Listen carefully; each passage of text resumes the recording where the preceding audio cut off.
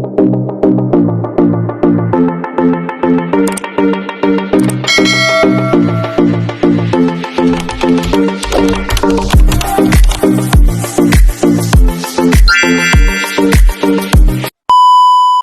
lamang ang iyong pangalan sa loob ng asin upang marami po ang pera na darating sa inyo na hindi po ninyo inaasahan. Hello mga guys, kumusta kayo? Panibagong araw, panibagong video na naman tayo. And sa araw na ito ay isa na namang video ang aking tuturo sa inyo na simpleng gabay o simpleng pamamaraan na makakatulong sa atin. At bago ang lahat, gusto ko lang mag-disclaimer sa mga taong hindi naniniwala at hindi gusto ang mga kagaya nitong video.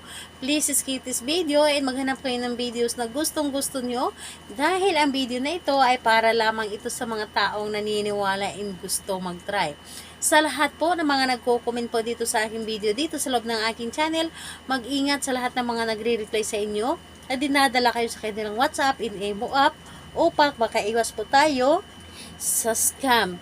Ngayon po, ikaw ba ay isa sa sobrang nagigipit?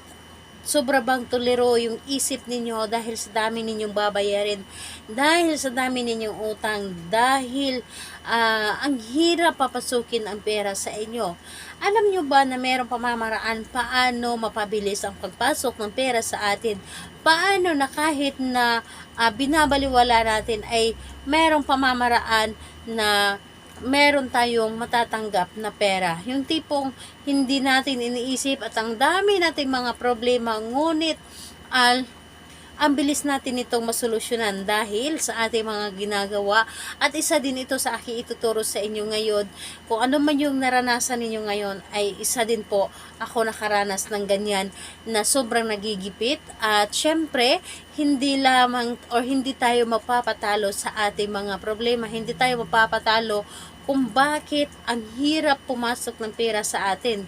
Dahil meron tayong mga pampaswerte para mabilis ang daloy o mabilis ang pasok ng pera sa atin at talaga namang hindi tayo mauubusan. So, ayun po. Dito po ay kailangan natin ng asin. Ilagay mo lamang sa isang garapon na maliit o di kaya'y baso. Pili lamang kayo asin at kaunting papel, pirasong papel. So, ayun po, syempre kailangan din natin dito ng panulat. Ngayon, kapag ready na yung bagay na ating dapat gamitin sa paggawa ng pampaswerte, kailangan na siguraduhin mo sa iyong sarili na hindi ka nagdududa sa isang ritual na inyong gagawin, hindi ka nagdududa sa isang pampaswerte na inyong gawin. Kung ikaw ay may isang tiwala or ikaw ay naniniwala sa mga ganito, gawin mo ito at kailangan na positive kang tao at kailangan na buo ang inyong loob sa paggawa ng isang ritual at kailangan na mag-isa ka lamang at hindi mo ito dapat na ipagsasabi sa kahit kanino kapag gagawa ka ng isang ritual. Ayun po. Ang gagawin po ninyo dito, kapag ready ka na, gagawin po ninyo sa isang pirasong papel na maliit, isulat po ninyo dito ang pangalan at apelyido ng inyong target. Yes po, pangalan at apelyido, pangalan mo at apelyido na ikaw ang gagawa. So, pangalan mo at apelyido mo na ikaw ang gagawa. So, yun. Kapag naisulat nyo na ang pangalan at apelyido mo, dito, ang gagawin nyo lamang, i-roll po ninyo ito. I-roll para paikot po ang swerte sa inyo. Or iikutan ka ng swerte. So, ayun po. Kapag na-roll nyo na ito, ang gagawin nyo lamang ay ilagay nyo lamang ito dito sa asin. Dito sa loob ng asin. Itusok nyo lamang ang papel dito sa loob ng asin na inyong inilagay sa baso o di kaya'y garapon. Ngayon, hilingin po ninyo na sa pamamagitan nito, ako ay laging swertihin at hindi ko na mararanasan ang paghihirap, hindi ko na mararanasan ang mawalan at lagi nang merong laman ang aking wallet at kailanman ay hindi ako mauubusan. Mabibili ko na ang lahat ng gusto ko, matutupad ko na ang mga pangarap ko at ayun po, Kung ano pa man ang gusto ninyong hilingin nyo na dito lahat na lubos-lubusin nyo na.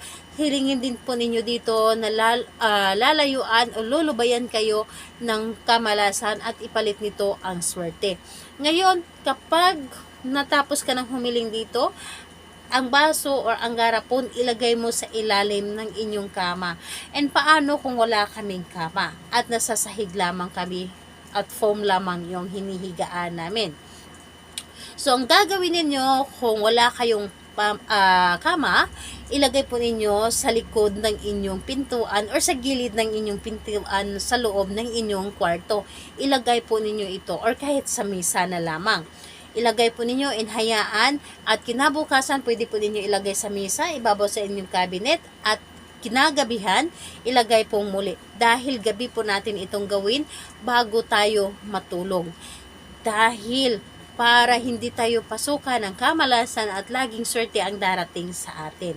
Gawin ito sa kahit anong araw at kahit anong oras, basta naniniwala ka lamang, gawin po ninyo ito. Hindi kayo lulubayan or hindi kayo tatantanan ng swerte sa inyo. So, ayun po, sa lahat po ng mga gusto magpa-shoutout, mag-comment lamang sa baba para ma-shoutout ko kayo sa next video. And sa lahat po ng mga gustong magtanong, mag-comment lang din po sa baba para ma-replyan ko po kayo. Salamat po sa inyo. Bye-bye everyone. God bless us all.